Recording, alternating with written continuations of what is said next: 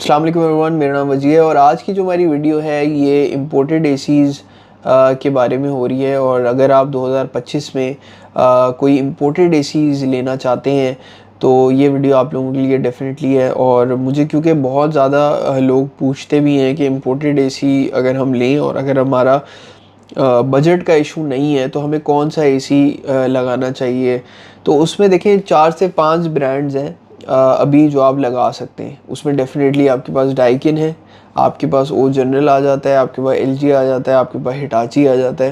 तो ये शार्प है, लेकिन शार्प अब लोकल असेंबल पे चला गया सारा। तो इम्पोर्टेड कम्प्लीटली बिल्ट यूनिट्स जो हैं, जो कम्प्लीटली यहाँ पे असेंबल नहीं होते, जो बाहर से असेंबल होके आते हैं, जैसे डाइकिन जो है वो मलेशिया है, एलजी जो है वो एलजी भी अब खैर चाइना आ रहा है, लेकिन फिर भी हम एलजी का क्योंकि डिमांड बहुत है तो मैंने इस वीडियो में मैं ज़रूर एलजी को का जिक्र कर रहा हूँ। इसी तरह से हिटाची है, हिटाची मेड इन मलेशिया भी आ रहा है और हिटाची के कुछ मॉडल्स मेड इन चाइना भी आ रहे हैं। तो ये बहुत सारे 4-5 मेन ब्रांड्स हैं जिनमें आप कंसिडर कर सकते हैं अगर आपका बजट है, आप लेना चाहते हैं। आप मेनली आपका जो कंसर्न है वो इलेक्ट्रिकल पैरामीटर्स हैं, आप चाहते हैं बेस्ट कूलिंग हो, बेस्ट परफॉर्मेंस हो, तो फिर डेफिनेटली इंपोर्टेड एसीज़ ज़रूर कंसिडर कर सकते हैं। लेकिन इनका जो सबसे बड़ा प्रॉब्लम है इंपोर्टेड एसीज़ का वो है वारंटी और सर्विस सपोर्ट। मैं हमेशा कोशिश यही करता हूँ कि ऐसा प्रोडक्ट क्लाइंट को रेकमेंड करूँ या कोई जो भी मुझसे सजेशन लेता है कि जिसकी सर्विस सपोर्ट आपको मिल जाए। तो यहाँ पे ये प्रॉब्लम ज़रूर आपको फेस होगी, स्पेशली जब आप इंपोर्टेड एसीज़ पे जाएंगे। अगर हम डाइकिन की बात करें, अब डाइकिन के जो एसीज़ हैं वो तकरीबन 1 टन का एसी 2,70,000-2,80,000 रुपये तक की प्राइस है।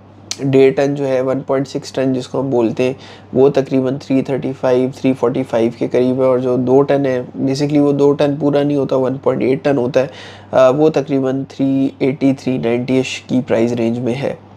तो जब आप ऑलमोस्ट 2 गुना प्राइस पे कर रहे हैं एक एसी की, यानी कोई भी एक लोकल फ्लैगशिप जो है अभी, उससे आप तकरीबन ऑलमोस्ट आप 2 गुना प्राइस पे करेंगे, तो डेफिनेटली आप एक्सपेक्ट करते हैं कि आपको सर्विस सपोर्ट भी मिले।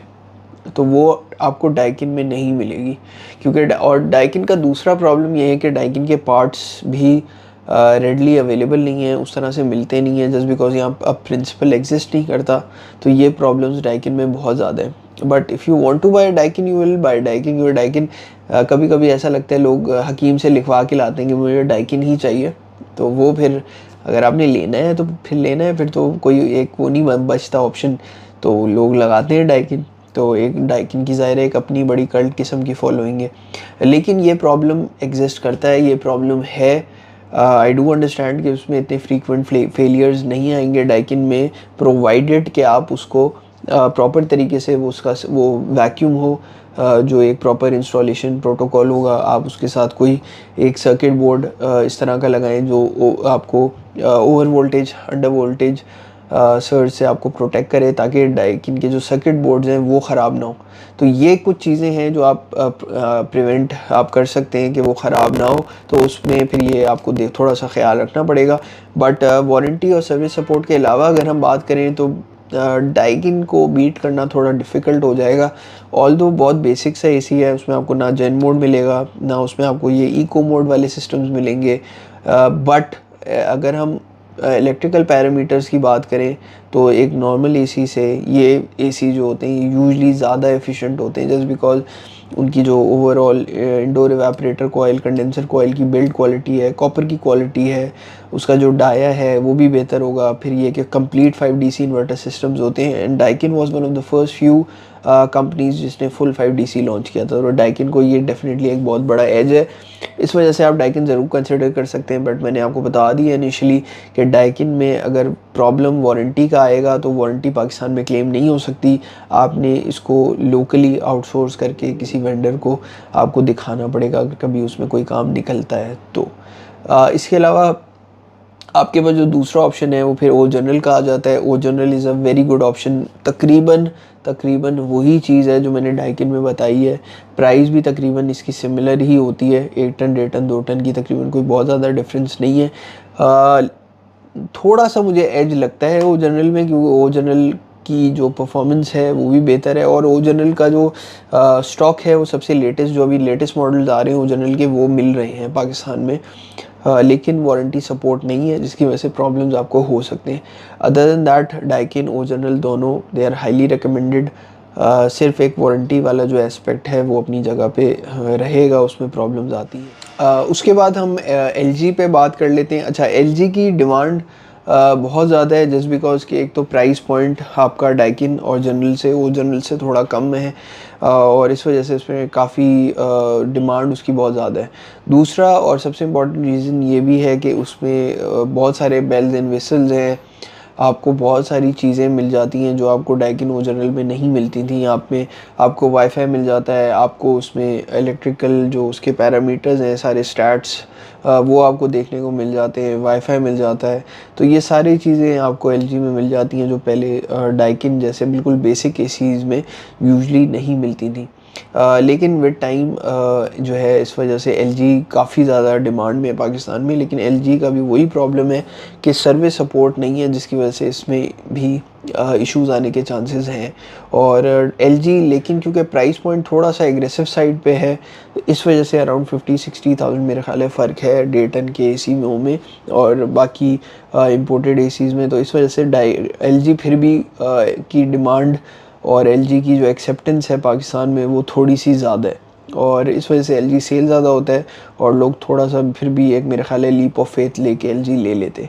और LG का परफॉर्मेंस, LG के रिव्यूज़ बहुत ज़्यादा पॉजिटिव साइड पे हैं, जस्ट बिकॉज एक तो वो डुअल रोटरी कंप्रेसर पे बना हुआ है, जिसकी वजह से ऑल दो उसका जो अगर आप स्पेक शीट पढ़ेंगे तो बहुत ज़्यादा कोई इतने हाई साइड पे नहीं है, लेकिन डुअल रोटरी होने की वजह से और जो उसका सर्किट बोर्ड का जो डिज़ाइन है, जो उसकी एल्गोरिथम है, वो इस तरह से डिज़ाइन हुआ है कि उसका इको मोड बहुत बेहतर तरह से काम कर रहा होता है।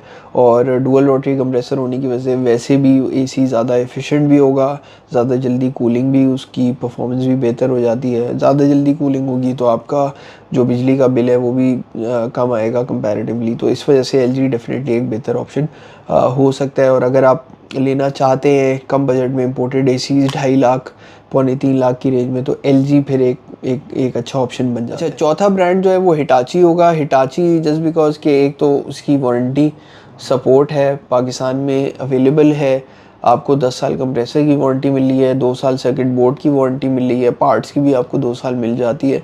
तो इस वजह से हिटाची एक वेल रिनाउंड ब्रांड है, जापानीज़ ब्रांड है। लेकिन हिटाची का डाउनसाइड ये है कि अभी फ़िलहाल सिर्फ अगर हम इंपोर्टेड ACs की बात करें तो उसमें आपको मेड इन मलेशिया में 1.8 और 2.2 टन की जो कैपेसिटी है वो आपको देखने को मिल जाएगी। ये हमारी वेबसाइट पे अब लाइव हो चुके हैं, तो अगर कोई देखना चाहे इसकी प्राइस और स्पेक्स वो हमारी वेबसाइट पे भी जाके देख सकता है। तो ये 4 ब्रांड्स हैं जो पाकिस्तान में अभी मिल रहे हैं। ये अब आपके ऊपर डिपेंड करता है कि आप क्या लेना चाहते हैं। अगर आपका मेन कंसर्न वारंटी और सपोर्ट है, फिर आप हिटाची पे चले जाएं। और अगर वैल्यू ऑप्शन में देखना चाहते हैं तो मैं समझता हूँ LG might be a good option. और सबसे इम्पॉर्टेंट चीज़ एक और है, अगर आप कराची में हैं और अगर आप हमारे से परचेज़ कर रहे हैं तो हमने अब एक्सटेंडेड वारंटी का भी कॉन्सेप्ट अब हमने स्टार्ट कर दिया है, जो कि अब हम इंशाल्लाह 2025 से स्टार्ट करेंगे। तो अगर आपके पास आप कोई इम्पोर्टेड AC परचेज़ करते हैं हमसे और उसकी वारंटी नहीं है तो उसकी हम 1 साल की एक्सटेंडेड वारंटी हम प्रोवाइड कर सकते हैं टू द क्लाइंट। तो ये आज की एक छोटी सी वीडियो थी और उन लोगों के लिए आई एम श्योर काफ़ी हेल्पफुल होगी जो लोग इंपोर्टेड इन्वर्टर सिस्टम्स लेना चाहते हैं और उनके बजट कंस्ट्रेंट्स नहीं है। ख़ासतौर पे ओवरसीज़ पाकिस्तानीज़ की बहुत ज़्यादा डिमांड होती है कि आप इंपोर्टेड जो इन्वर्टर ACs हैं उनके बारे में थोड़ा सा बताएं। LG के बारे में बहुत ज़्यादा डिमांड आती है। तो आई होप कि बहुत लोगों की कन्फ्यूजन क्लियर हो गई होगी। उम्मीद है आप लोगों को वीडियो भी पसंद आई होगी। Thank you. अल्लाह हाफ़िज़।